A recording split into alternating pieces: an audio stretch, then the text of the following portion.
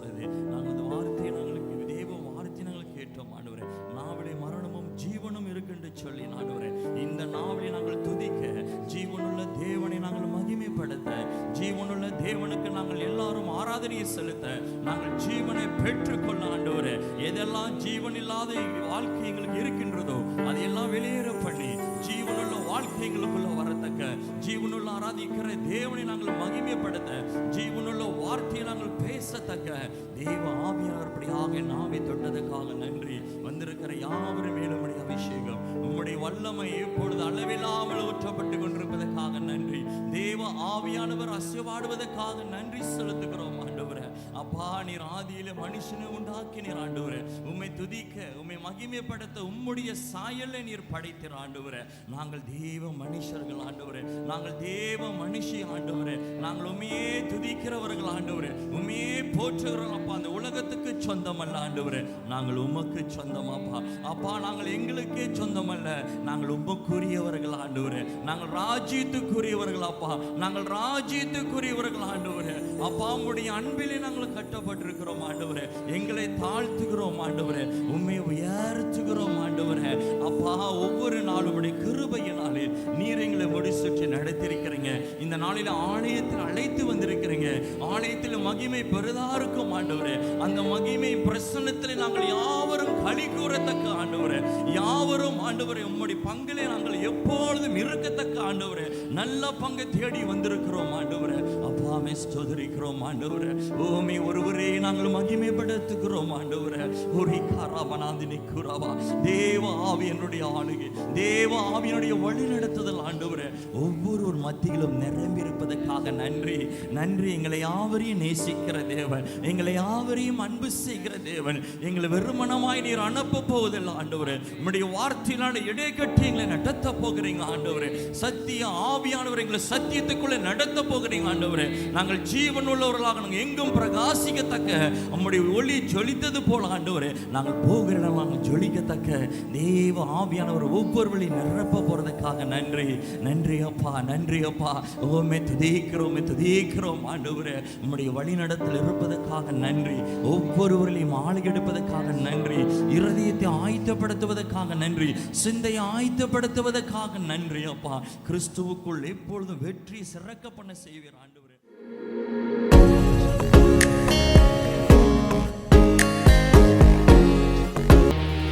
தேவனை ஆவியோடு உண்மையோடு ஆராதிக்க வாஞ்சிக்கிறீங்களா? சத்தம் பத்தல. ஹல்லேலூயா.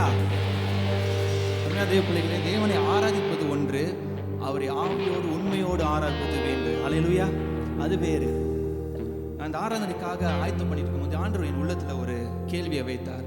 அவர் கேட்டார், என்னை நீ மறந்துட்டியா என்று கேட்டார். உன் வாழ்க்கையை நான் செய்த நன்மைகளை நீ மறந்துட்டியா என்று கேட்டார்.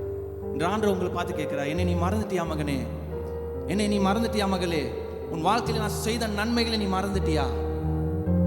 இயேசு சீஷர்களோடு படகுல பயணித்து பண்ணும்போது அந்த கடல் அலைகள்லாம் அமைதியா இருக்கும்போது யாருமே இயேசுவை தேடல, இயேசுவோடு சம்பாதிக்கல, இயேசுவோட பேசல. ஆனா எப்ப கடல் அலைகள் கொந்தளித்தவோ, புயல் காற்று அடிக்கும் போதெல்லாம் எல்லாம் இயேசுவை தேடுறாங்க. இயேசுவே அங்க சாகரம் அப்படின்னு தேடுறாங்க.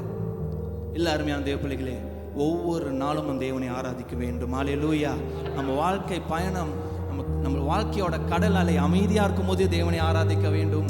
கடல் கொந்தளிக்கும் போதும் தேவனை ஆராதிக்க முடியும். எப்போதும் தேவனுக்கு ஆராதனை செலுத்தவே வேண்டும். அதனால சங்கீதக்காரன் சொல்கிறார், ஆத்துமாவே அவருக்கு நன்றி சொல்லு, கர்த்தர் செய்த நன்மைகளை ஒருபோதும் நீ மறவாதே. ஹல்லேலூயா. எழுந்திருந்து தேவனை ஆராதிப்போமா? ஆமென். அவர் செய்த நன்மைகளை ஆராதித்து மகிழ்வோமா? கர்த்தர் செய்த நன்மைகளை ஒரு நாளும் மறவாதே. சொல்லுவோமா? என் கர்த்தர் செய்த நன்மைகளை ஒரு நாளும் மறவாதே. கைகளை தட்டி தேவனுக்கு நன்றி செலுத்துவோம். ஹல்லேலூயா.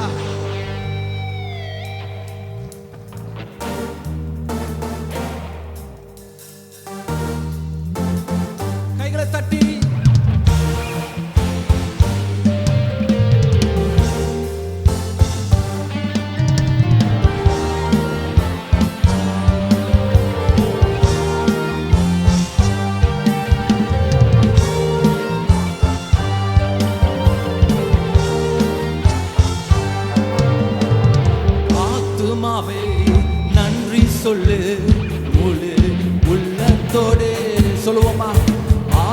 ஆத்துமாவே நன்றி சொல்லு முழு உள்ளத்தோடு. கர்த்தர் செய்த நன்மைகளை ஒரு நாளும் மறவாதே. ஹல்லேலூயா. என் கர்த்தர் செய்த நன்மைகளை ஒரு நாளும் மறவாதே. ஆத்துமாவே நன்றி சொல்லு முழு உள்ளத்தோடு. ஆத்துமாவே நன்றி சொல்லு முழு உள்ளத்தோடு. குற்றங்களை மன்னித்தாரே, நோய்களை நீக்கினாரே. குற்றங்களை மன்னித்தாரே,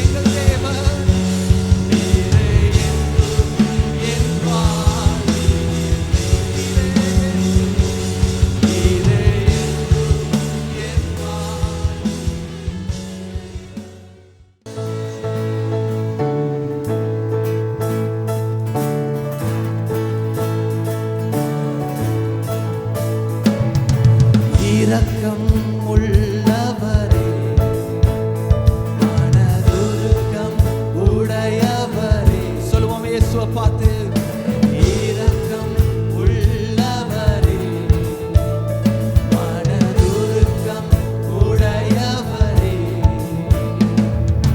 நீதிய சாந்தம் பொறுமை அன்பு நிறைய சுவானவரே,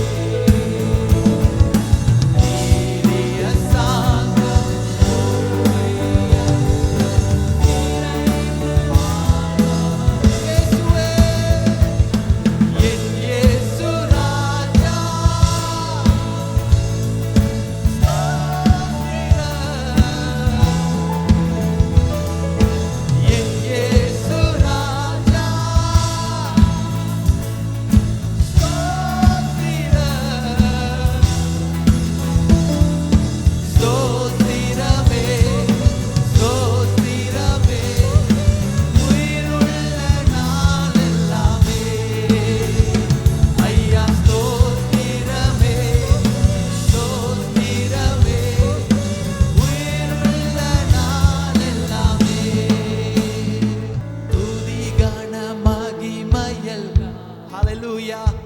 ஐயா உமக்கே சத்தத்தை உயர்த்தி சொல்லுவோமா? துதி கன இயேசுவே, ஐயா உமக்கே துதி கன மகிமை, துதி கன மகிமை இயேசுவே, ஐயா உமக்கே ஜீசஸ், துதி கன மகிமை எல்லாம் ஐயா உமக்கே செலுத்துகிறோம். மகிழுடன் ஸ்தோத்திர பலிகளை செலுத்தி ஆராதனை செய்கிறோம்.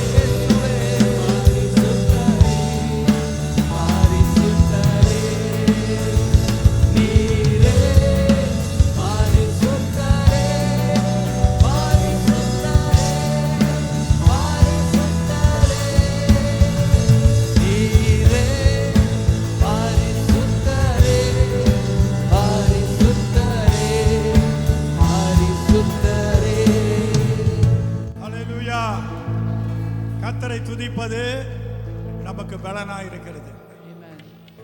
தேவனை ஆராதிக்க துதிக்க துதிக்க அவருக்கு நாம் சிங்காசனத்தை போடுகிறோம். தேவனை ஆராதிக்க ஆராதிக்க பரலோகம் இறங்கிறது. பாருங்க, இந்த இடம் எவ்வளவு அழகா இருக்கு. அந்த பரலோகம் எப்படி இருக்கு உங்களுக்கு தெரியுமா? அது இன்னும் மகிமையா இருக்கும். மனிதனால் கட்டப்படாதது, தேவனால கட்டப்படுகிற ஒரு காரியம். ஒரு நாள் நாம் பரலோகத்திலே இருக்க போகிறோம். அது இதை காட்டிலும் அருமையாக சிறப்பாக இருக்கும். அல்லேலூயா. எத்தனை பேர் ஆண்டவரை ஆசீர்வதிக்க போறீங்க? காணிக்க எடுக்கிற நேரத்தில் ஒரு பாடலை பாடி ஆண்டவரை மகிமையோடு சந்தோஷத்தோடு பாடலை பாடி காணிக்க செலுத்துவோம்.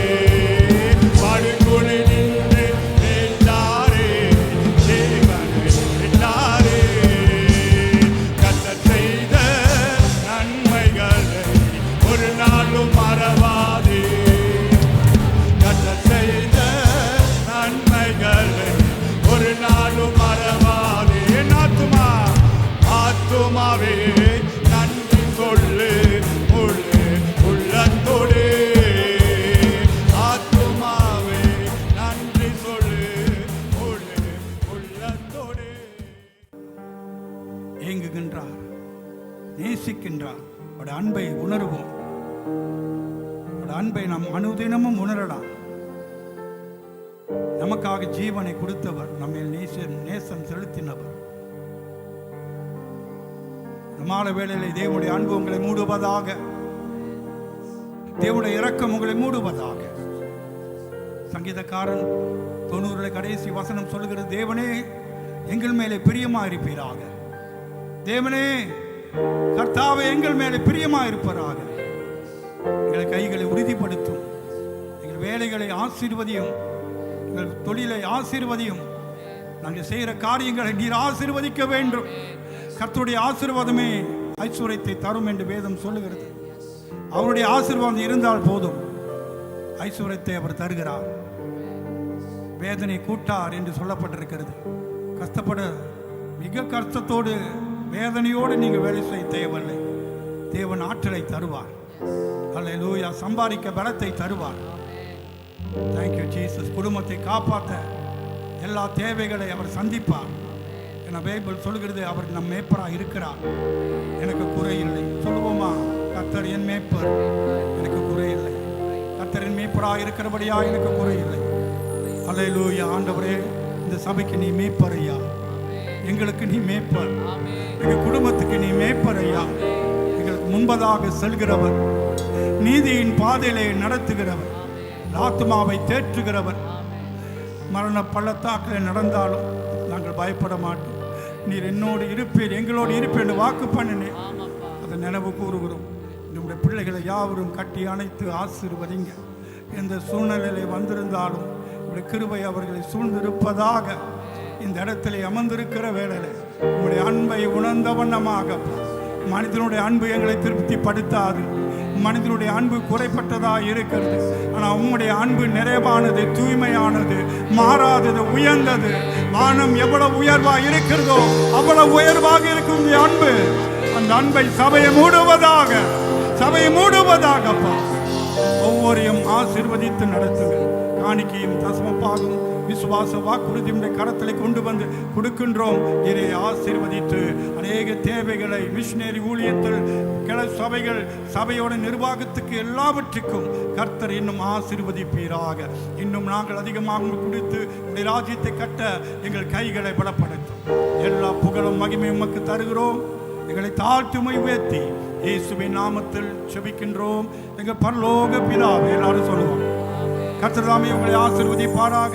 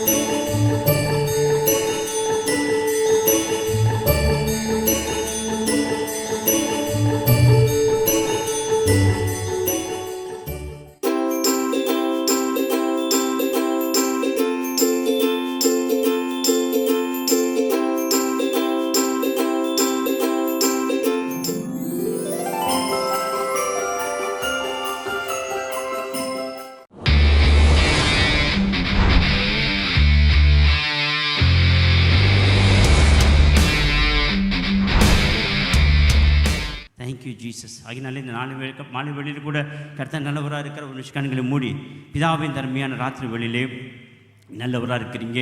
இதனால் மீண்டும் ஒரு விஷயத்தை தமிழ் சமூகத்தில் வந்து ஆராதிக்கும்படியாக, பாடும்படியாக, சத்தியத்தை கேட்கும்படியாக எங்கள் ஆவியை நாங்கள் புதுப்பித்துக் கொள்ளும்படியாக வந்திருக்கிறோம். எங்களோடு பேசுங்க, உள்ளத்தை திறந்து கொடுக்க உதவி செய்யுங்க. எங்கள் செவிகள் உங்கள் சத்தத்தை கேட்கட்டும், என் கண்கள் உண்மை பார்க்கட்டும், இருதயம் அந்த வார்த்தைகளை ஏற்றுக்கொள்ள உதவி செய்வீராக. எல்லா தடைகளையும் கற்று நீக்கப்படுவீராக. இயேசுநாமத்தில் ஜெபிக்கிறோம் நல்ல பிதாவே, ஆமேன் ஆமேன். அல்லேலூயா. கடந்த 2 வாரமாக பாஸ்டர் நம்மத்தை தொடர்ந்து நம்மளோட வார்த்தையை கொடுத்து பேசி கொண்டிருந்தார். அதுக்கும் இன்றைக்கு உள்ள செய்திக்கும் கொஞ்சம் தொடர்பு இருக்கும். அவன் வாயின் வார்த்தைகள் ஆண்டு சொல்கிறார், உங்களுடைய வாயின் வார்த்தை, என்னுடைய வாயின் வார்த்தைகள் உங்கள் சமூகத்தில் உங்களுக்கு பிரீதியாக இருப்பதாக, உங்களுக்கு பிரியமாக இருப்பதாக. எத்தனை பேர் நான் அப்படி ஜெபிச்சிருக்கிறோம். ரெண்டு பேர் நான் பேசுகிற வார்த்தைகள் உங்களுக்கு பிரியமாக இருக்கணும் சுவாமி. நான் பேசுகிற வார்த்தைகள் மற்றும் ஆறுதலாக போக வேண்டும். நான் பேசுகிற வார்த்தைகள் பிறருக்கு ஒரு வேதனைப்படுத்தாதபடிக்கு அந்த வார்த்தைகள் மற்ற தேற்றும்படியாக என்னை பார்த்து எத்தனை பேர் ஜெபிக்கிறோம். அந்த மாதிரி கேட்குற செய்திகளை ஆண்டவரே அந்த வார்த்தைகளினால் நான் ஜெபிக்கும்பொழுது அந்த வார்த்தையில் ஒரு அபிஷேகம் புறப்பட்டு போகட்டும். நான் வார்த்தையை ஜெபிக்கும் பொழுது அந்த வார்த்தைக்குள்ளாக ஒரு ஓஷதம், ஒரு மருந்து புறப்பட்டு மற்ற வேதனை, மற்ற ஒரு காயங்களை கட்டுட்டும். அப்படி நாம் எத்தனை பேர் ஜெபிக்கிறோம். நான் சத்தியத்தை கேட்கும் பொழுது எத்தனை பேர் நம்முடைய வார்த்தையில் ஆண்டவர் இந்த வார்த்தையை பெற்றுக்கொண்டேன், ஆண்டவர் எனக்கு ஞானத்தை அதுபடி நடக்க என்னை அர்ப்பணிக்கிறேன் என்று சொல்லுகிறோம். அர்ப்பணிக்கப்பட்ட ஒரு வாழ்க்கையில் வார்த்தை கேட்கறது மாத்திரமல்ல, அந்த வார்த்தையை நான் அபியாசப்படுறது கை கொள்ளும்போது தான் தேவனுடைய மகிமை, தேவன் பிரசனம் நம்மோடு கூட இருக்கும். அல்லேலூயா. இந்த வார்த்தையை நீங்கள் கை கொண்டீர்களானால் என்னுடைய அன்பிலே நிலைத்திருப்பீர்கள். ஆண்டு அழகாக சொல்லியிருக்கிறார் யோவான் 10வது அதிகாரத்தில், என்னுடைய அன்பிலே நீங்கள் இருக்கிறீங்கன்னா அதுக்கு அடையாளம் என்னன்னா, இந்த வார்த்தையை நீங்கள் கடைபிடிக்க வேண்டும். இந்த வார்த்தையை கை கொள்வீர்களானால் இன்னும் அன்பில் நிலைத்திருப்பீர்கள். அப்போ கர்த்தருடைய வார்த்தையின்படி நாம் நடக்கலைன்னா அவருடைய அன்பில் நான் நிற்க முடியாது. ஏன்னா இந்த கர்த்தருடைய வார்த்தை தான் நம்ம அவர் பக்கமாய் திருப்போம். வாழ்க்கையில் சில சமயத்தில் தவறி போகிறோம், வெளிக்கு போகலாம். சில பிரச்சனை வரும்பொழுது விசுவாசம் சோதிக்கப்படுகிறது. அன்றைக்கு கர்த்தருடைய வார்த்தை மாத்திரமே நம்மை அவர் பக்கமாய் கொண்டு சேர்க்கும். ஹல்லேலூயா. கர்த்தர் நல்லவர், பக்தியுள்ளவன். இன்றைக்குள்ள தலைப்புங்க பக்தி. ரொம்ப அருமையான ஒரு டாபிக். நம்ம எல்லோரும் கவனமாக கேட்க வேண்டிய டாபிக். வாலிப பிள்ளைங்க நிமிர்ந்து என்னை பார்க்கணும். எல்லா ஸ்லைட்ஸில் இருக்குது. அப்படியே நான் பார்த்து பசங்களை பார்த்துக்கொள்ளுங்க. பைபிள் கொண்டு வரணும். தேவனுடைய சமூகத்தை வரும்போதெல்லாம் தயவு செய்து இந்த பைபிளை வாலிபர் எல்லாரும் கேரி திஸ் பைபிள். இதுதான் நம்மை கொண்டு போய் பரலோகத்தை சேர்க்க போகுது. இந்த ஃபோனு யோசிச்சு பாருங்க. திடீர்னு ஃபோன் நல்லது, நீங்கள் வேலைக்கு போகும்போது ஃபோன் எடுத்துகிட்டு போங்க, அங்கே பைபிள் படிங்க. ஆனால் சபைக்கு வரும்போது இதை கொண்டு வந்தோம்னா இது சீக்கிரம் போல் அவர்கள் சீக்கிரம் அவர்கள் தானே பாஸ்தர், சாரி தமிழ் மொழிபெயர்ப்பு காரணம் பிறந்தவர், சரியா? அவ்வளோ முயற்சி எடுத்து ஒரு வெள்ளைக்காரன் தமிழை படித்து அந்த தேசத்தில் போய் அவ்வளோ முயற்சிகள் எடுத்து ஒரு மிஷினை உண்டாக்கி இந்த வேதத்தை இன்றைக்கு பிரிண்ட் பண்ணி நம்ம எல்லோரும் படிக்கத்தக்கதாக செய்திருக்கிறார் என்றால் இந்த மதிப்பு அவருக்கு போய் சேரும். கர்த்தருக்கு மகிமை உண்டாகட்டும். அதனால் வேதத்தை உள்ளவர்கள் வேதத்தை தொடர்ந்து பாருங்கள், படிங்க. படிக்க படிக்க கர்த்தருடைய வார்த்தை நம்மோடு பேசும். சபைக்கு வரும்போது இந்த வேதத்தை நீங்கள் சுமந்துட்டு வாங்க. இன்றைக்கி நீங்கள் கூகுள் உடைக்கோல் இந்த ஷாப்பிலாம் தட்டி பண்ணிங்களா, பைபிள் ஈஸியாக வாங்கிடலாம். எல்லோரும் இந்த பைபிளை வாசிங்க, படிங்க, அதை கோடு போடுங்க. முக்கியமான வசனங்களை மனதில் பதிந்து வைத்துக் கொள்ளுங்க. ஒவ்வொரு அடுத்த வாரத்துலேருந்து வரும்போது எல்லா கையிலையும் இருக்கணும். வாலிபரெலாம் தூக்கி காட்டுங்க பார்ப்போம் பைபிளை. எல்லா வாலிபரெலாம் பைபிளை தூக்கி காட்டுங்க. எல்லாம் 13 வயசு மேலே உள்ள வாலிபரை கை இது காட்டுங்க பைபிளை. பக்கத்தில் இருந்து சூரி பண்ணக்கூடாது. நான் பார்த்துட்டேன் பைபிள். ஆமீன். இந்த வசனமே நமக்கு ஜீவன், பாதிக்கு வெளிச்சம். இந்த காட்லி மீன் ஆண்டவருக்குள்ள பக்தியானவர்கள். பக்தி சொல்லுங்க. பக்தி பக்தி பக்தி புத்தி. பக்தியான வாழ்க்கை, புத்தியான வச்சு அப்படி தான் தலைப்பு போடலான்னு பார்த்தேன். பக்தி புத்தி. பக்தியான வாழ்க்கையா, புத்தியான வாழ்க்கையா? பைபிள் சொல்லுது, அது கர்த்தர் வார்த்தை சொல்லுகிறது, நீ உன் சுய புத்தியை மேல் சாயாதபடிக்கு நம்ம என்ன செய்யணும்?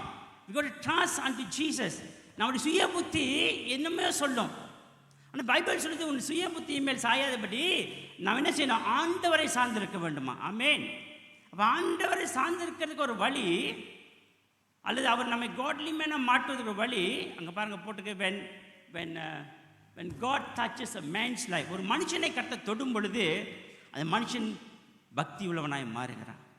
கர்த்தர் ஒருவர் தொடாவிட்டால், கர்த்தர் வாழ்க்கையில் அவர் இடைப்படாவிட்டால் நாம் பக்திக்குள்ள மனுஷனை வாழவே முடியாது. ஏன்னா உலகத்தில் வாழ்ந்து கொண்டிருக்கிறோம், உலகத்தில் பாதி வாழ்ந்து கொண்டிருக்கிறோம். அந்த காட்ஸ் டச்சிங் நம்ம மேலே இல்லைன்னா, கர்த்தர் நம்ம வாழ்க்கை தொடாவிட்டால் நம்ம மாறவே முடியாது. இயேசு நம்ம நாவை தொடாவிட்டால் நம்ம பேச்சு மாறாது.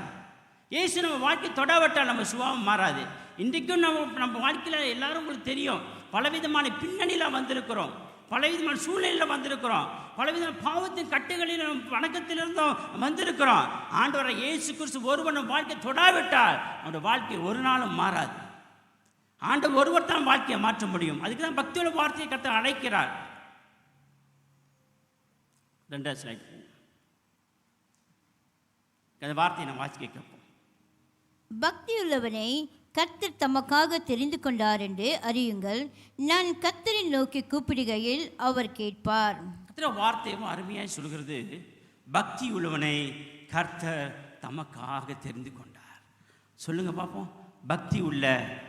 பக்தி உள்ளவனை கர்த்தர் தமக்காக தெரிந்து கொண்டார். அப்படி கொஞ்சம் மாற்றி சொல்லுவோம். பக்தி உள்ள என்னை கர்த்தர் அவருக்காக தெரிந்து கொண்டார். சொல்லுங்க பார்ப்போம். பக்தி உள்ள என்னை கர்த்தர் அவருக்காக தெரிந்து கொண்டார். ஹல்லேலூயா. அப்போங்க நம்முடைய வாழ்க்கை இன்றைக்கு நாம் பலவிதமான பின்னணியில் ரட்சிக்கப்பட்டு வந்திருக்கிறோம். எல்லாருடைய ரட்சிப்பு வித்தியாசமானது.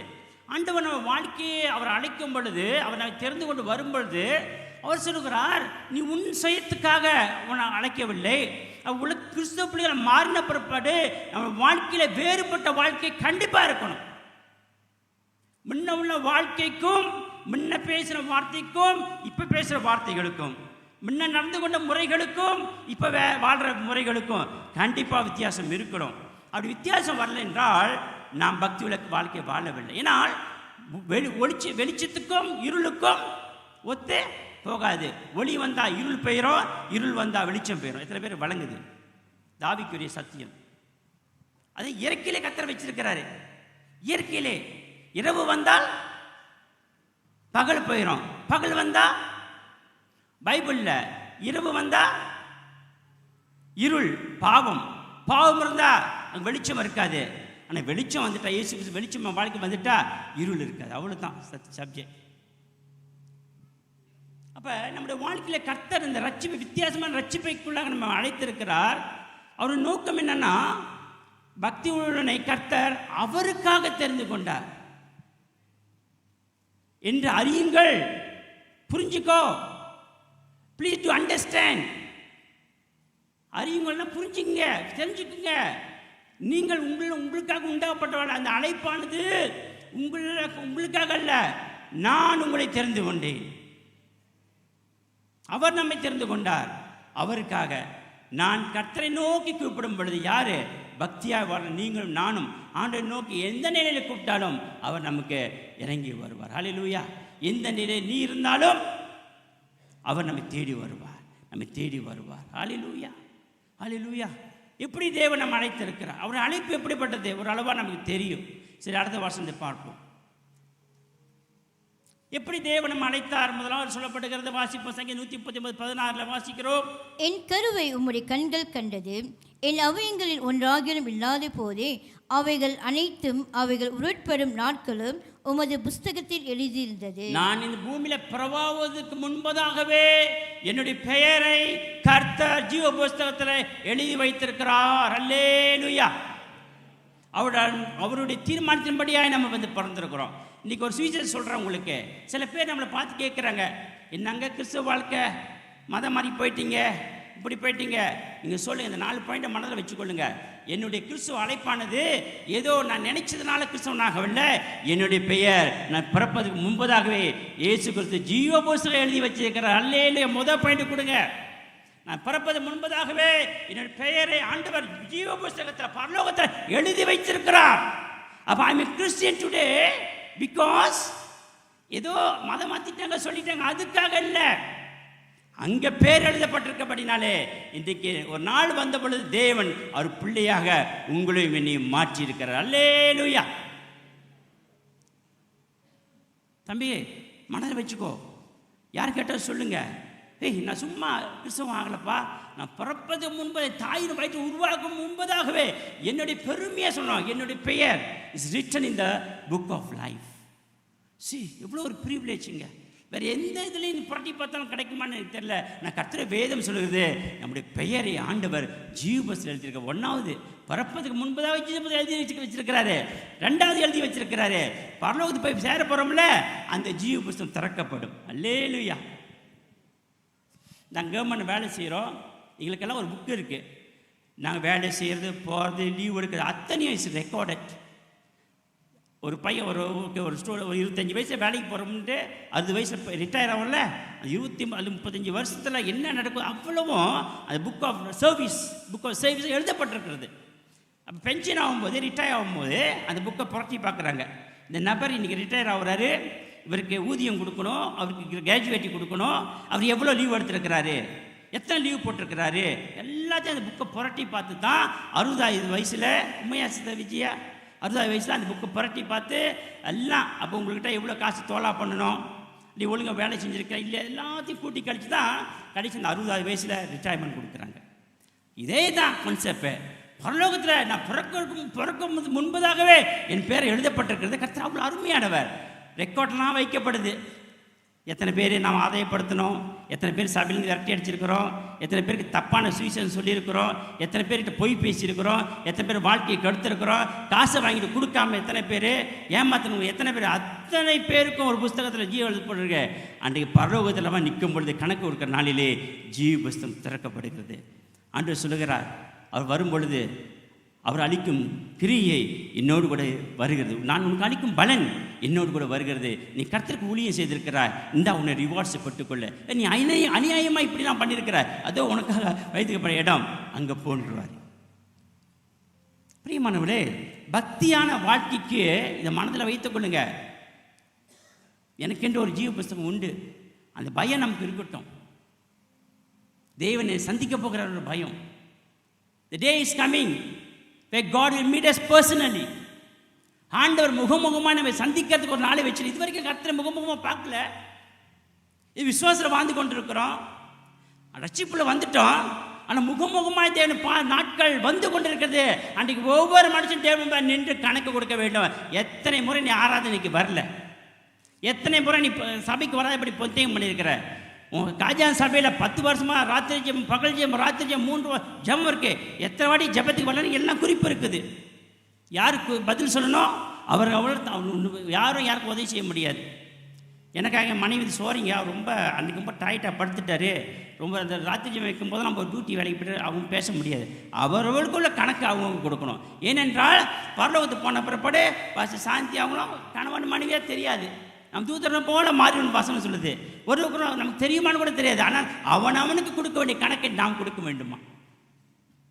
இன்றைக்கு நமக்கு தேவ பயம் வரட்டும். கர்த்தர் அழைத்த அழைப்பு உன்னதமானது. It's a great privilege. It's a great divine calling of Jesus Christ. அது ஒரு தெய்வீக அழைப்புங்க. அது மகா பரிசுத்த தேவனை ஆராதிக்கிறோம். தேவ பயத்தோடு நடுக்கத்தோடு சபைக்கு வரும்பொழுது உன் கால்நடைகள் கவனமாக இருக்கணும் வேதம் சொல்லுது. உன் வாயின் வார்த்தைகள் கவனமாக இருக்கணும் வேதம் சொல்லுது. இத்தனையே நம்ம யோசித்து பார்க்கணும்.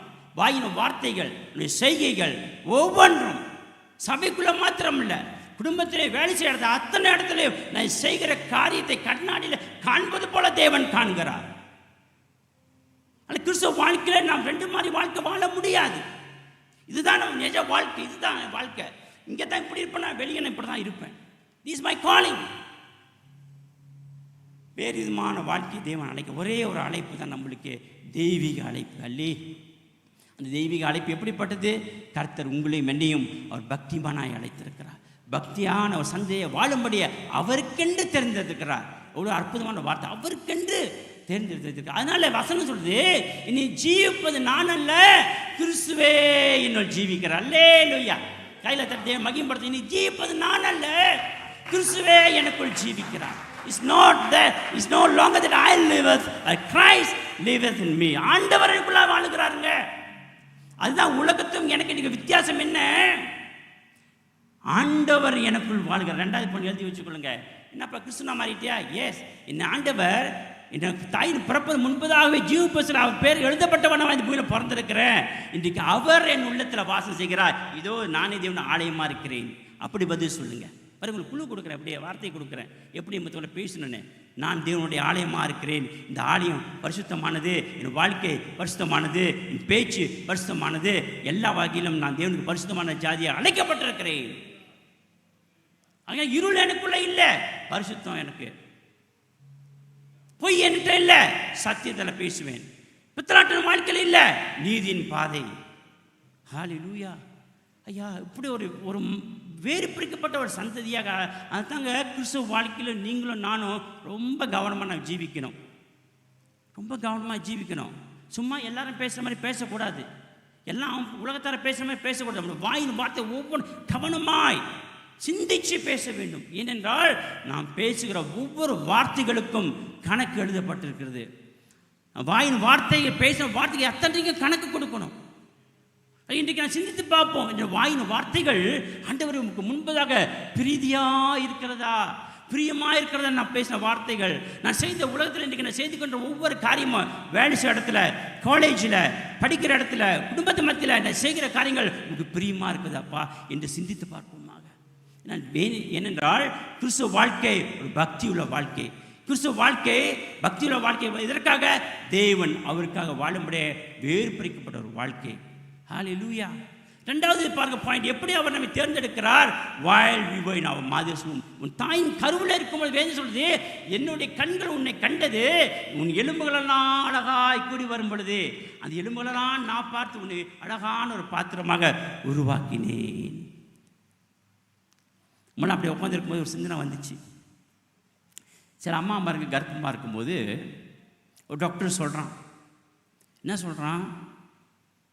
அம்மா, இந்த பிள்ளை அது கால் சரியாக இல்லைம்மா, பிறக்கும்போது இப்படி இருக்குது, அல்லது அந்த பிள்ளை வளர்ச்சி தலையில் மூளை சரியாக வளர்ச்சி இல்லை, இந்த சிசுவை சீக்கிரம் கலைச்சிட்டால் நல்லது, அல்லது இந்த குழந்தை பிறக்கும் பொழுது பூர்ணமாக பிறக்காது அப்படின்னு சொல்கிறான். ஒரு தாய் என்ன சொல்கிறாங்க, ஐயோ இதனால் தாங்கிக்க முடியாது, ஒன்று இந்த சிசுவை நம்ம கழிச்சிடலாமே அப்படின்னு ஒரு தாய் முடிவெடுக்கிறா. இன்னொரு தாய் என்ன செய்கிறா, எப்படி பிறந்தாலும் பரவாயில்ல, கடவுள் எனக்கு கொடுக்குற அந்த குழந்தை அது எப்படி இருந்தாலும் அதை நான் எடுத்து வளர்க்க வேண்டிய பொறுப்பு என்னுடைய இது என்று சொல்லி இந்த உலகத்தில் அப்படிப்பட்ட பிறப்புகள் எத்தனையோ உண்டு. அப்படின்னா சரீரம் பூர்த்தி அடையாமல் பலவீனப்பட்ட சரீரமாய் அவங்க பிறந்தது படுத்து படிக்க தான் கிடப்பாங்க, நடக்க முடியாது, ஒன்றும் செய்ய முடியாது. இப்படிப்பட்ட குழந்தைகள். அந்த தாய் என்ன செய்கிறா, எப்படிப்பட்ட பிள்ளையா தான் அது என் பிள்ளை, கடவுள் எனக்கு கொடுத்துருக்கிறாரு, அது வளர்க்க வேண்டியது என்னுடைய பொறுப்புன்ட்டு அப்படிப்பட்ட தாய் எடுத்துக்கொள்கிறாங்க.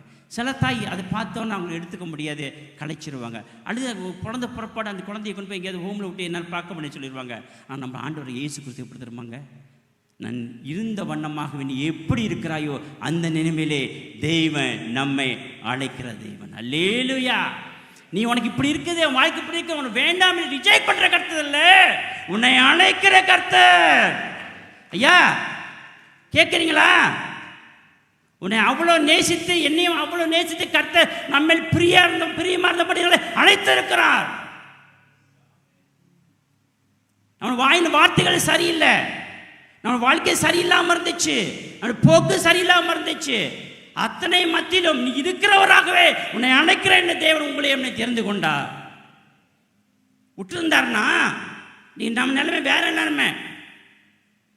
ஆண்டவர் அழைக்காம இருந்தா உங்க நிலைமை என்ன வேற நிலைமை, பாதாளமே அது முடிவு. தேவன் நம்ம அன்பு கூர்ந்த நிமித்தமாக, தேவன் அதிகமாக நேசித்தபடினால நீ என்ன நிலைமையில் இருந்தீர்களோ நீங்களும் உங்களையும் என்னையும் கத்த தேடி வந்தார். நான் தேடி போகவில்லை, அவர் என்னை தேடி வந்தார். அல்லேலூயா. எதற்காக? அவருக்காக. நீங்களும் நான் நம்ம என்ன நிலைமை அந்த நிலைமையிலே ஆண்டவர் நம்மை எடுத்து சுத்தப்படுத்தி கழுவி அவருக்கு பாத்திரமாய் பயன்படுத்தி எனக்கு பிரியமான பக்தியுள்ள சந்ததியாய் கர்த்தர் மாட்டுகிறார். எவ்வளோ பெரிய பாக்கியம் தெரியுமா? இவ்வளோ பெரிய பாக்கியம் யோசிச்சு பாருங்க. நீ என்ன நிலைமையில் இருந்தேன், நான் எப்படிப்பட்ட ஆளாக இருந்தேன், ஆனால் கர்த்தர் என்னை தேடி வந்து என் வாழ்க்கையை மாற்றிட்டார். இல்லை என்றால் பாதாளம் தான் அது முடிவு. கர்த்தர் நம்மை தப்பித்து நம்மை மீட்டெடுத்திருக்கிறார். Thank you Jesus. சொல்லுங்கள், தேங்க்யூ ஜீசஸ், தேங்க்யூ ஜீசஸ். என் நிலைமையிலிருந்து நான் என்ன நிலைமையில் இருந்தனோ அதை பார்க்காதபடிக்கு அந்த நிலைமையிலிருந்து என்னை தூக்கி எடுத்து அழகு பார்க்குற தெய்வம். ஆமென். உன்னத இடத்துல வைக்கிற தெய்வன். Thank you Jesus. எல்லோரும் வாழ்க்கையிலும் நீங்கள் யோசிச்சு பாருங்கள். சில காரியங்களை சொல்ல முடியாது, ஆனால் நம்ம பின்னால் பலவிதமான சம்பவங்கள் நம்மை அவர் தொடாவிட்டிருந்தாங்க, வாழ்க்கை மோசமாக போயிருக்கோம், பாதாளம் தான் அது முடிவு. நான் தேங்க்யூ ஜீசஸ், அவர் நம்மை தேர்ந்தெடுத்தார், நம்ம தேடி வந்தார். நீ கருவில் இருக்கும்போது அவர் கண்கள் கண்டபடினாலே எத்தனையோ உலகத்தில் 1000 கோடி ஜனம் இருக்குது, ஆனால் உன்னையும் என்னையும் கர்த்தர் தேடி வந்தார். அவருக்கு மகிமை உண்டாக்கட்டும். ஏனென்றால் உங்களையும் என்னையும் கர்த்தர் அவருடைய சந்ததியாக, பக்தியுள்ள சந்ததியாக ஆண்டவர் கொண்டு வரும்படியாக பிரியப்பட்டிருக்கிறார். மூன்றாவது காரியம், த்ரூ அவர் சல்வேஷன், ரட்சிப்பின் மூலியமாக தேவன் நம்மை தேர்ந்து, அவர் ரட்சிப்பு படிமா, அவர் ரட்சிப்பு மூலியமாக அவர் நம்ம வாயை திறந்து, இயேசுவே நீ தான் என் தெய்வம், உம்மை நம்பி வருகிறேன், வாழ்வோ சாவோ நீங்கள் தான் என் வாழ்க்கை என்று சொல்லி அறிக்கை செய்யும் பொழுது அந்த அறிக்கை மூலியமாக தேவன் வாழ்க்கையை அன்றைக்கு தொட்டார். அதுக்கு அடுத்த அடையாளம், ரட்சிப்புக்கு அடுத்த அடையாளம் ஞானஸ்தானம், ஞானத்துக்கு அடுத்த அடையாளம் அபிஷேகம் நிரப்பப்படுவது. அப்போ சல்வேஷன், அந்த கன்வர்ஷன், பாவ அறிக்கை சரியாக செஞ்சுருக்கணும். அந்த பாவ அறிக்கை செய்யும் போதுங்க நம்ம சமயத்தில் பாரிய மத ரசிக்கப்பட்டு வரும்போது பாரிய அறிக்கை செய்வோம். சில பேர் அது மனதார செய்வாங்க. மனதார செய்யும் பொழுது until they die they will never forget அந்த கன்ஃபெஷன். ஆனால் வாயளவு செஞ்சோன்னா காலப்போக்கில் அவங்கள பார்க்க முடியாது. வாசிப்போம், அது 2 தீமோத்தேயு 1:9. அவர் நம்முடைய கிரியைகளின்படி நம்மை ரட்சிக்காமல் தம்முடைய தீர்மானத்தின்படியும் ஆதி காலம் முதல் கிறிஸ்து இயேசுவுக்குள் நமக்கு அருளப்பட்ட கிரியையின்படியும் நம்மை ரட்சித்து பரிசுத்த அழைப்பினாலே அழைத்தார். இந்த வசனம் அவ்வளோ பியூட்டிஃபுல்லாக எழுதப்பட்டிருக்கு பாருங்க, அவ்வளோ பியூட்டிஃபுல்லாக இருக்கும் வார்த்தை. அவர் நம்ம செஞ்ச காரியத்தை பார்த்து ஏதோ தான தர்மம் பண்ணோம், ஏதோ புண்ணியம் பண்ணிட்டோம், அதை தேடி அவர் வரல. அவர் தம்முடைய கிரியையின்படி நம்மை ரட்சிக்காமல் நம்முடைய கிரியைகளை பார்த்து செய்கைகளை பார்த்து அவர் நம்ம ரட்சிக்கல. அவருடைய தீர்மானத்தின்படியா God decided He chooses to be His people. அவருடைய தீர்மானத்தின்படியாய் இவர்கள் நீங்களும் நானும் அவர் பிள்ளைகள் இருக்க வேண்டும் என்று அவர் தீர்மானம் பண்ணியிருக்கிறார். எங்கே? பரலோகத்தில் ஜீவத்தை எழுதி வச்சுட்டாரு. ஆமென். அவர் தீர்மானத்தின்படியாய் ஆதி காலம் முதல் கிறிஸ்து இயேசுக்குள் நமக்கு அருளப்பட்ட கிருபையின்படியும் நம்மை ரட்சித்து பரிசுத்த அழைப்பினாலே அழைத்தார். இவ்வளோ அழகாக சொல்லப்பட்டிருக்கு. உங்களுக்கு வழங்க அந்த வார்த்தை புரிஞ்சுக்கொள்ள முடியுதா?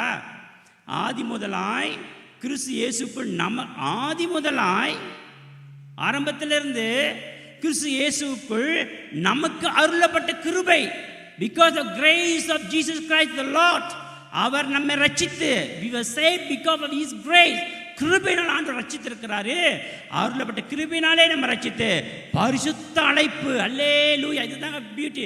பரிசுத்த is the great, the holy calling, divine calling of God நம்ம வாழ்க்கையில் இருக்கு. அதுதான் கிறிஸ்துவங்கள் வேறு பிரிக்கப்பட்டவர்கள். we are different people. உலகத்தில் நாம் வித்தியாசம் என்ன? நான் பரிசுத்த அழைப்பினால் அழைக்கப்பட்டிருக்கிறேன். ஆமென். எழுதி கொள்ளுங்க. வெளியே கேட்பான், என்னையா ரொம்ப வித்தியாசமா இது அப்படியா அப்படியே அது பூந்துட்டியா? இல்லை, என்னோட அழைப்பை குறித்து பாருங்க. இந்த வேதம் என்னை பற்றி என்ன சொல்லுது? நான் இந்த கிறிஸ்துவ நான் மாறி இருக்கேனே, அந்த வார்த்தை என்ன சொல்லுது? அவர் பரிசுத்த அழைப்பினாலே பூமி உண்ட ஆதி காலம் முதல் கிறிஸ்து இயேசுக்குள் நமக்கு அருளப்பட்ட கிருபையின்படியிலே, பிகாஸ் ஹீஸ் கிரேஸ், நம்மை என்ன ரட்சித்திருக்காரு, என்ன தொட்டிருக்கிற வாழ்க்கை மாற்றிருக்கிறாரு. இப்போ அவர் பரிசுத்த அழைப்பினாலே என்னை அழைத்து, therefore I am here as a child of God. Amen.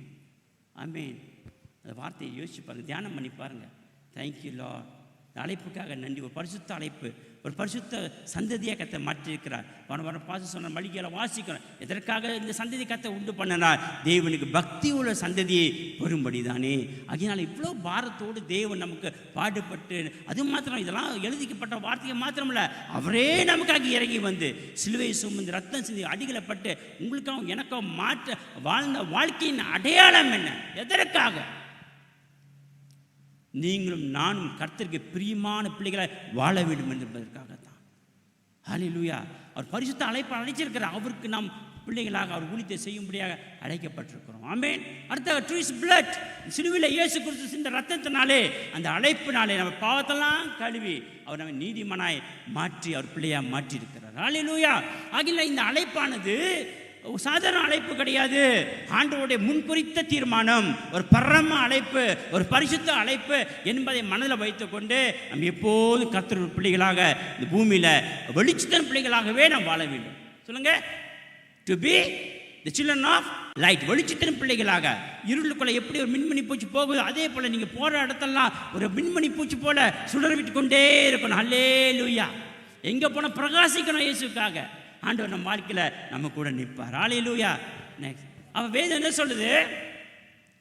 It's no longer that I live but Christ lives in me. இனி ஜீப். அதனால தான் முதல்ல பாய்ச்ச 4 பாயிண்ட் கொடுத்தல, அதெல்லாம் தியானம் பண்ணிட்டோம். அதான் வசனம் சொல்லுது. அதனால இன்னைக்கு ஜீவிப்பது நான் அல்ல, எனக்குள்ளாக கிறிஸ்து ஜீவிக்கிறார். ஹல்லேலூயா. என்றைக்கு நான் ஞானஸ்நானம் எடுக்கிறேனோ, அந்த என்னோட உலகத்தின் பாவ வாழ்க்கையெல்லாம் கழுவப்பட்டுருச்சு.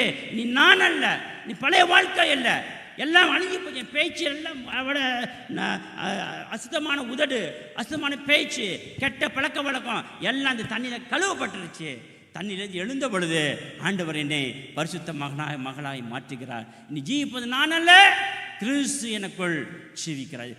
ஆண்டவர் நமக்குள்ளே ஜீவிக்கிறார். நமக்குள்ளங்க இந்த ஜீவன், the life of Jesus Christ ஓடிக்கிட்டு இருக்குது. எப்படி ஒரு ஊற்று நீர் அது அப்படியே ஓடிக்கிட்டே, தண்ணி ஓடிக்கிட்டே இருக்கும். பார்த்தீங்களா? நீ ஊற்று நீர் தெரியுமா? இந்த ரிவரில் தண்ணி வற்றாமல் ஓடிக்கிட்டே இருக்குப்ப, அதே போல் இயேசுக்குள்ள ஜீவன் நமக்குள்ள ஊழிக்கொண்டே இருக்கும், ஜீவன் கொடுத்து கொண்டே இருக்கும். as far we live in this world, உலகத்தில் வாழ்கிற நாட்களெல்லாம் ஆண்டவருடைய ஜீவன் புறப்பட்டு வந்துக்கிட்டே இருக்கும். ஹல்லேலூயா. ஜீவன் கொடுக்குறார், ஜீவன் கொடுக்குறார், ஜீவன் கொடுக்குறார். அந்த செத்த நாடி நரம்பு கத்தை உயிர்ப்பிக்க வல்லவராக இருக்கிறார். ஹல்லேலூயா. வாழ்க்கையில் எந்த காரியம் செத்து போய் கிடக்குதோ அது உயிர்ப்புக்கள். ஆண்டவருடைய வார்த்தை, ஆண்டவருடைய வல்லமை ஜீவன் உள்ளதாக இருக்கிறது. ஹல்லேலூயா. ஆமென். ஜீவன் உண்டு, ஜீவனை பேசுவோம். ஜீவன் ஒரு வார்த்தை, ஜீவன் செயல்ல ஒரு ஜீவன். Thank you Lord, thank you Lord. ஏன்னா ஜீவன் ஆண்டவர் நமக்குள்ள இருக்கிறார். Speak the life word, speak speak. ஜீவனை பேசுவோம், ஜீவனை பேசுவோம், ஜீவனை பேசுவோம், நல்லதை பேசுவோம், கர்த்தர் வார்த்தையை பேசுவோம். அவர் மகத்துவத்தை காலையில் பாங்கில சொன்னேன். ஒரு வசனம் சொல்லுது, ஆண்டவருடைய நெகேமியா அந்த ஆலயத்தை கட்ட போகிறார், எல்லாம் உடைஞ்சு கிடக்குது. He declare the glory and the mighty power of the Holy Spirit. பரிசுத்த ஆவியானுடைய அந்த வல்லமையை, அந்த மகத்துவத்தை அவர் பேசுகிறார். ஆண்டவரே, உம்முடைய மகிமையும் உம்முடைய மகத்துவத்தை நான் அறிவேன். ஆண்டவரே, நீ நல்லவர். இந்த ஜனங்களை பாவம் பண்ணியிருந்தாலும் கூட நீர் மகா வல்லமை பொருந்த ஆண்டவராக இருக்கிறீங்க. இன்றைக்கு கூட இந்த மதிலை உடைந்த மதிலை எழுப்புவதற்கு நீ வல்லமையுள்ளவராக இருக்கிறது. ஆண்டவர் பேசுவார். யாரோடு பேசுவார்? பக்தியாய் வாழுகிற சந்ததியோட. கர்த்தர் இன்னும் நம்மோடு பேசுவார், நம்மோட இடைப்படுவார், நமக்காக ஆள்களை பேசுவார், நம்முடைய காரியமாக யாராவது பேசுவாங்க. நெகேமியாங்க இந்த ஆலயத்தை கட்டும் பொழுது அந்த பாரத்தை இப்போ அந்த அரண்மனை ராஜா பானபாத்திரக்காரன் நெகேமியா அவர்கிட்ட இப்போ ஒன்றுமே சொல்லலை. அவருக்கு பாரம், என்னுடைய சபை இடிஞ்சு போய் கிடக்குது, அது கட்டப்பட வேண்டுமே, அழகாக இடிஞ்சு கிடக்குன்ற பாரத்தோடு உட்காந்துருக்கிறாரு. எப்போதும் போல பானபாத்திரக்காரன் இந்த சாப்பாடு ராஜா அவனுக்கு பரிமாறும் பொழுது முகம் வேறுபட்டிருக்கிறது. இவர் ஒன்றுமே சொல்லலையே. ராஜா கேட்குறான், என்ன ஆச்சு உனக்கு? உன் முகம் சரியில்லையே, என்னமோ சம்திங் ராங் சம்பே, என்ன பிரச்சனை? ராஜா கேட்குறான்.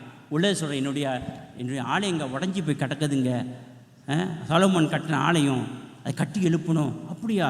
ராஜா உடனே இறங்குகிறார். அவருக்கு வேண்டிய காரியத்தெல்லாம் செய்து கொடுத்து அவர் கீழே இருக்கிற ராஜ்யங்களுக்கெல்லாம் லெட்டர் கொடுக்குறாரு. எல்லாருமே இந்த சபையை நெகேமியா கட்ட போகிறாரு, எல்லாம் கை கொடுங்க, பொருள் அனுப்புங்க, காணிக்கை அனுப்புங்க, எல்லாத்தையும் கொடுப்பு, எல்லாம் உதவி செய்யணும்னு சொல்லி ஒரு கட்டளை கொடுக்குறாரு. ஆண்டவர் பக்தி உள்ள பிள்ளைகளுக்காக இறங்குவார். நான் விண்ணப்பத்தை போட்ட வேண்டி தான் யார் மூலியமாக கர்த்தர் செய்வார். Next line.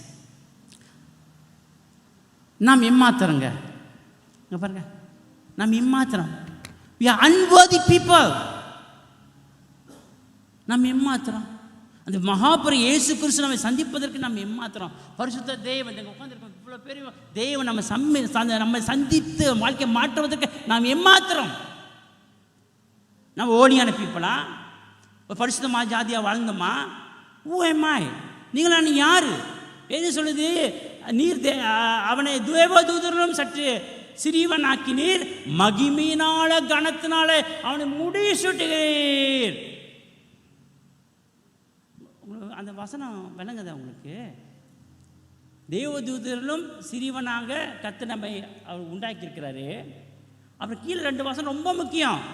பக்திமானாய் அழைத்த உங்களையும் என் மேலையும் ஆண்டவர் மகிமையாலும் கனத்தினாலும் நம்மை முடிசூட்டி வச்சு, yes, crowned us with glory and honor.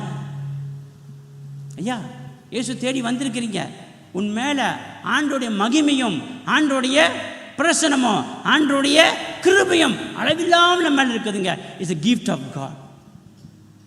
கர்த்தருக்காக பக்தியால் வாழ்கிற ஒவ்வொரு மேலேயும் தேவனுடைய மகிமை இருக்குது, தேவனுடைய பிரசனம் இருக்குது, தேவனுடைய மகிமை நம்மளை வச்சு அவர் கனத்தை நம்ம வச்சுருக்கிறாங்க. வேறு என்னங்க வேணும் வாழ்க்கையில்?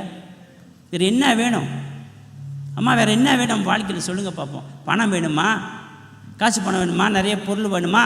அதுக்காக ஆண்டு சொல்கிறாரு, உன்னை கிருபையினாலையும் உன் கனத்தினாலையும் என்னுடைய பிரசனத்தினாலும் நிரப்பியிருக்கிற ஐயா. அவளை ஸ்லாகியம் பெற்ற சந்ததியாய் கர்த்தரை மாற்றி யார்? பக்தியாய் வாழ அழைக்கப்பட்ட சந்ததி நாம். ஹல்லேலூயா, தேங்க்யூ ஜீசஸ்.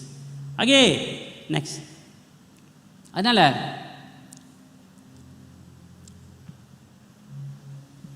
தேவன் ஒரு தேவபக்தி உள்ளவனாக இருந்து அவனுக்கு சித்தமானதை செய்தால் அவனுக்கு கர்த்தர் செய்து கொடுப்பார். அதனால பக்தியை அழைக்கப்பட்ட நீங்களும் நானும் அவர் சித்தத்தை செய்வதற்கு அழைக்கப்பட்டிருக்கிறோம். அவருடைய ராஜ்யத்தை கட்ட, அவருடைய சித்தத்தை செய்ய அழைக்கப்பட்டிருக்கிறோம்.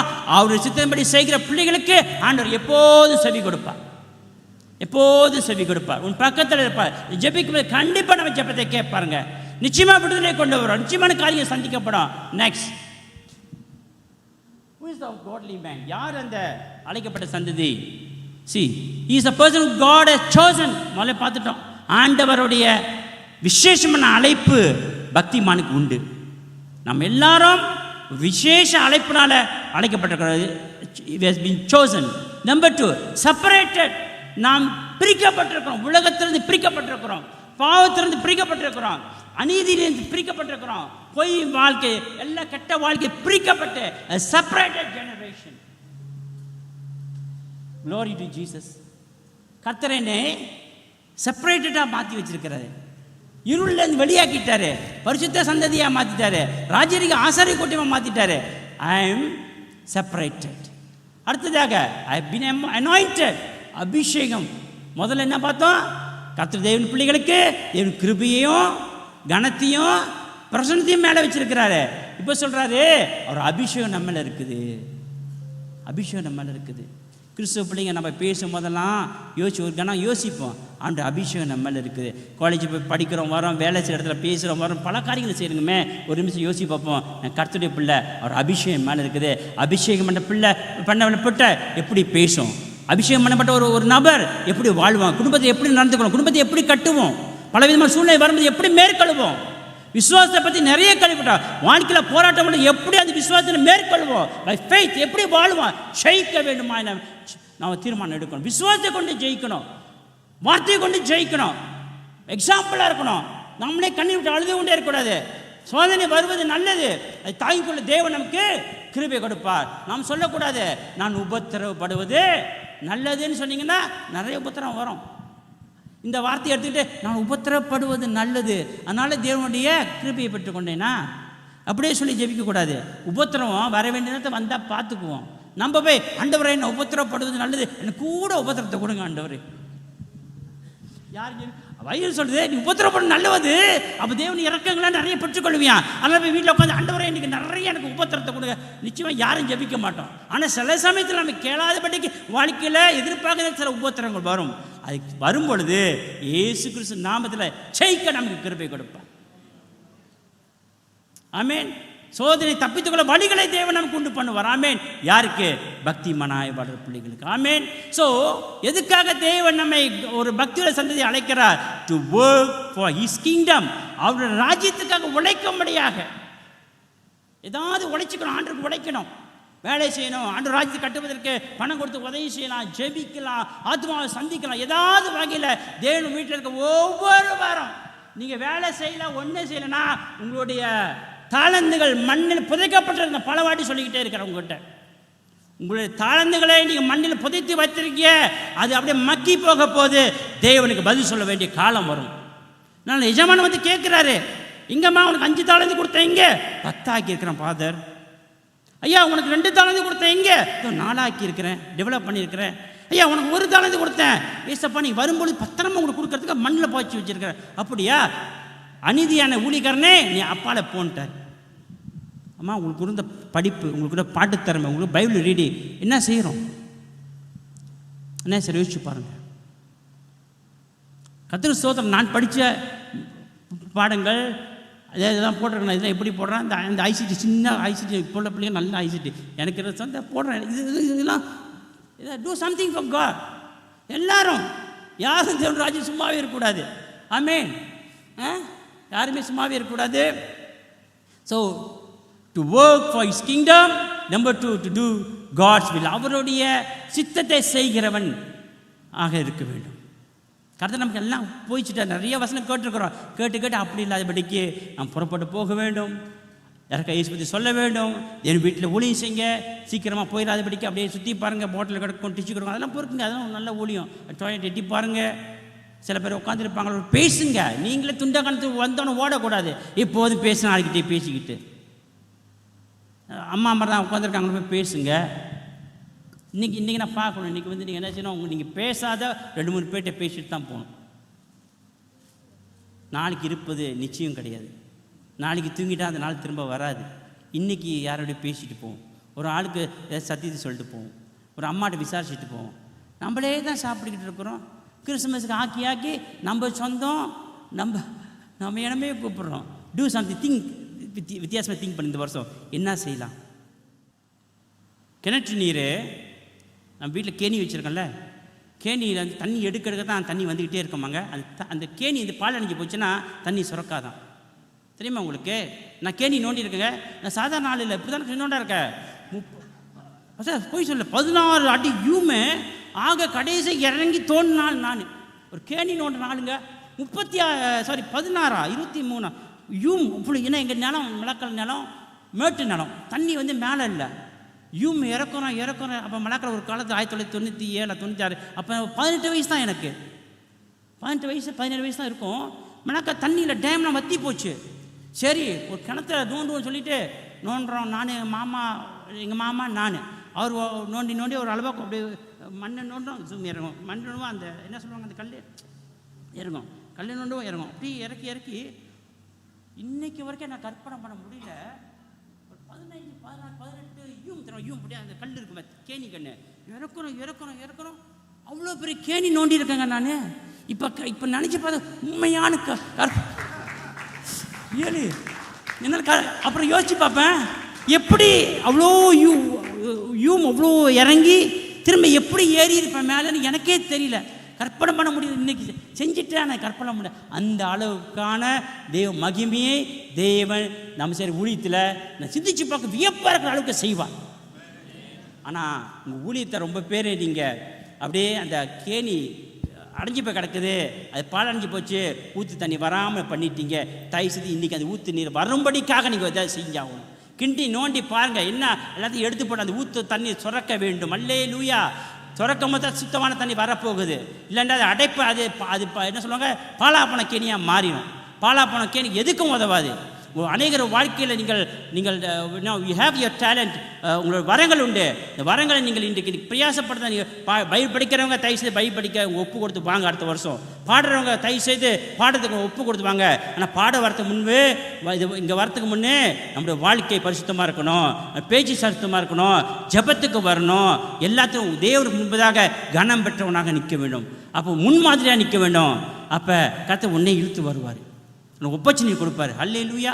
அதுதாங்க கடைசி முதல் வாசம் நிறைய இருக்குது. மேபி பார்ட் 2 நாளைக்கு பேசுகிறேன். இன்னும் நிறைய ஸ்லைட்ஸ் இருக்குது. Maybe part 2 we go to another day. Okay, இப்போ அந்த முதல் ஸ்லைட் அந்த வசனம் பக்தி உள்ளவனே. இப்போ நம்ம அந்த வசனத்தை எல்லாரும் சேர்ந்து படிச்சுட்டு நம்ம முடிக்க போகிறோம்.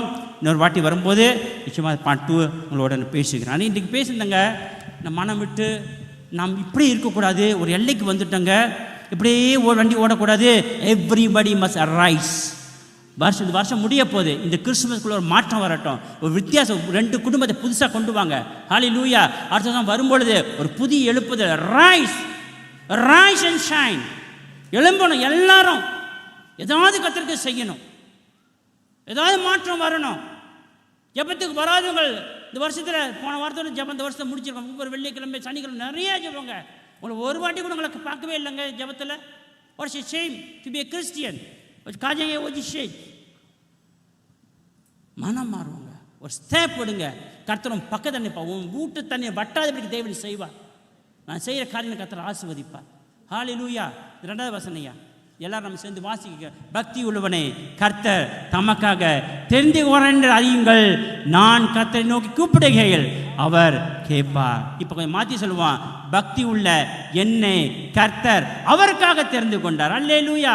பக்தி உள்ள என்னை அவருக்காக. என் ஆத்துமாவே கர்த்தரை ஸ்தோத்திரி, என் முழு உள்ளமே அவருடைய பரிசுத்த நாமத்தை ஸ்தோத்திரி.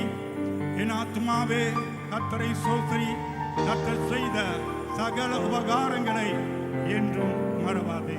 ஆமென். பிதாவுடைய அன்பும் இயேசு கிறிஸ்துவின் கிருபையும் பரிசுத்த ஆவியானவருடைய அன்யோன்ய ஐக்கியமும் உங்கள் அனைவரோடும் சதா காலமும் இருப்பதாக என்று சொல்லி உங்களை ஆசீர்வதிக்கிறேன். ஆமென். கிறிஸ்துவின் சமாதானம் உங்கள் மேலே